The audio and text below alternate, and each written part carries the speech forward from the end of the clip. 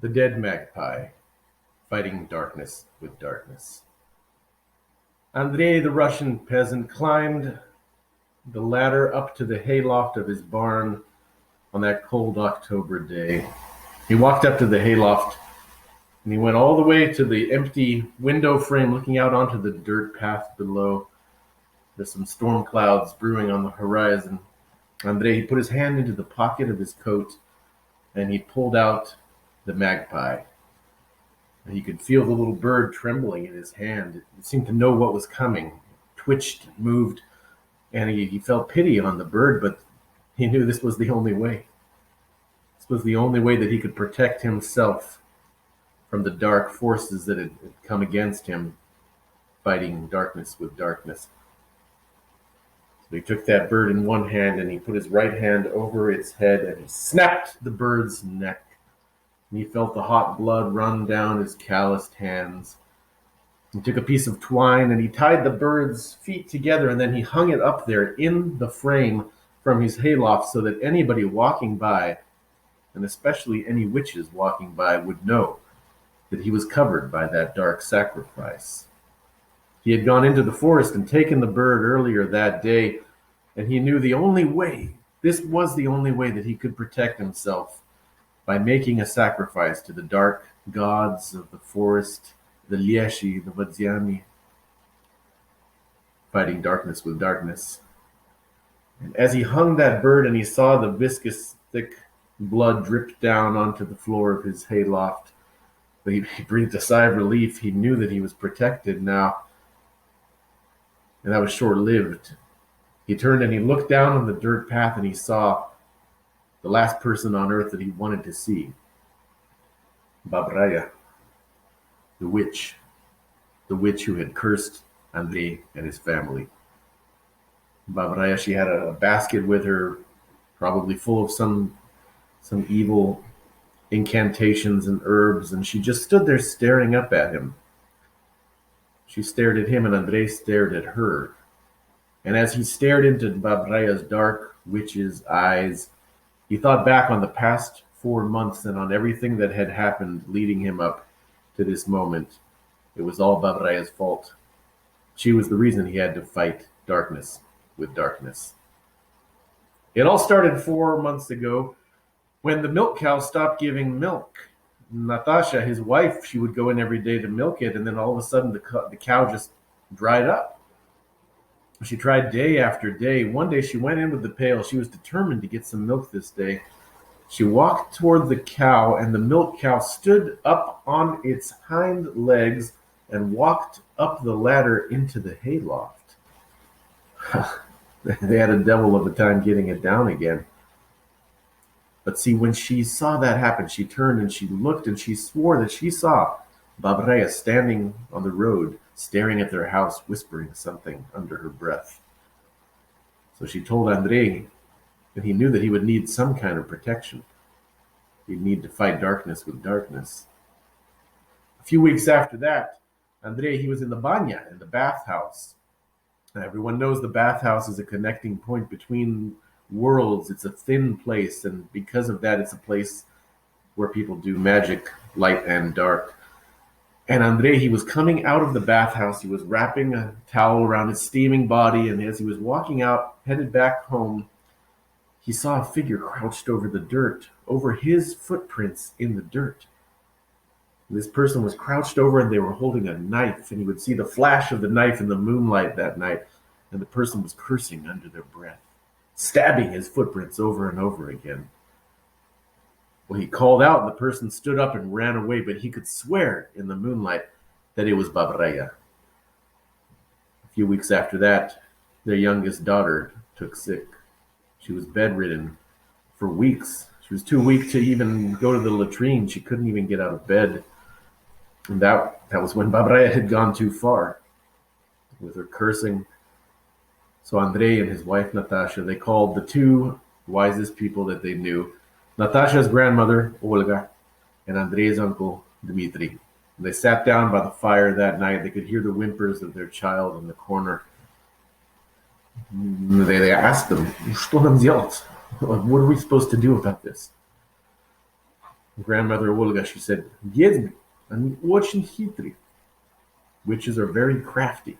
They're very clever. You have to be careful. Witches, they can even change form. They can take on the form of a bird. I know, Andrei, because I've seen it happen. Grandmother Olga, when she was a little girl, she worked for a rich family in the capital, in Moscow. That was at the time of the great raids against the witches in Moscow. See, Tsar Ivan Grozny, Ivan the Terrible, he lived by his name. He had no mercy on any man, definitely not on any accused witch. And so he wanted to show the whole world that witchcraft would not be tolerated in Holy Russia. So he had all of his Tsar's troops go through the capital, and they rounded up every last witch and accused witch and suspected witch. They dragged these women out of their homes by the hair, locked them up in stinking dungeons, and tortured them to make them confess and to make them tell who else they'd been practicing the dark arts with, fighting darkness with darkness. And the Tsar Ivan Grozny, he decided to hold a massive public execution of these witches in Red Square. He rounded them all up, took them all in the center of Red Square, and all of Russia's noblemen and the church leaders, even the peasants and the serfs, were allowed to be there. That's why Grandmother Olga was there in the crowd with the peasants. She could see everything. She saw the massive pyre where the witches were going to be burned in the center of Red Square, and the executioner walked up with the hood over his face, and he held up the torch in the air. This is what witches get for practicing witchcraft. We fight darkness with darkness. And just when he was about to light the flame, a massive clap of thunder and lightning came across the whole sky. The sky lit up, and every last witch transformed into a magpie and flapped off into the air and escaped. Grandmother Olga saw it happen. She told Andrei now, all these years later, that witches have a fondness for magpies. They feel a connection to the bird, this stark contrast, black and white, together on one bird. These birds can cross back and forth between worlds, inhabit both worlds, go into the world of the darkness and the night. So when witches turn into magpies, they can be unstoppable. And I think that's what the witch did to you, she said. She told Andrei and Natasha. I'm sure that witch, she probably came down your chimney in the form of a bird one of these nights, and that's how she came, and she put the curse on your daughter. That's how she did it. They start with the weakest first, and then they move up. Once she's finished with your daughter, she'll move on to you. So what do we do? Andrei asked. We need to fight darkness with darkness.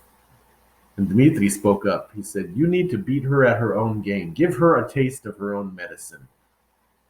You need to get into the dark arts yourself. That's the only way you can fight witchcraft. Dmitri, he's traveled the world. He's been to many far-off lands that Andrei and Natasha had never even heard of before. And he told them that he was on the Tsar's mercantile fleet, and he traveled to a distant land called Irlandia. And he said that in Irlandia, the peasants there, they had a way to fight off demons and witches. They would take a tikva, a pumpkin or a squash.